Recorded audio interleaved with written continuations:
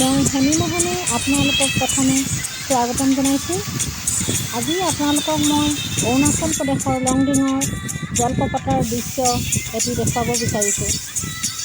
এই লংডিং ঠাইবোৰ পাহাৰীয়া হিমালয় পৰ্বতৰ দৰে ওখ পৰ্বতমালা। ইয়াত সুন্দৰ প্ৰকৃতিৰ মনোমোহা দৃশ্য দেখিবলৈ পোৱা যায়। লংডিং অৰুণাচল প্ৰদেশ, অসম আৰু নাগালেণ্ডৰ লগত মিলি আছে।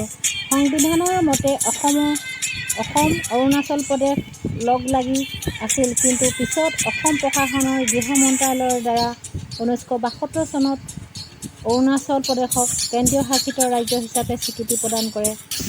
1824 চনৰ 24 ফেব্ৰুৱাৰী তাৰিখে ইয়াণ্ডাবু সন্ধিৰ পাছত ব্ৰিটিছ শাসনৰ পাছত স্থাপন কৰা হৈছিল এই অৰুণাচল প্ৰদেশ। অৰুণাচল প্ৰদেশত থকা নদীকেইখনৰ নাম হৈছে সোৱণশিৰি, লোহিত আৰু তিৰাপ। এইখন হৈছে তিৰাপ নদী, বৰ ধুনীয়া। আপোনালোকে লংডিঙলৈ গ'লে কিন্তু এই নদীখনলৈ নোযোৱাকৈ নাথাকিব। ভিডিঅ'টো শেষলৈকে চাব আৰু মোৰ চেনেলটো ছাবস্ক্ৰাইব কৰি দিব। ধন্যবাদ।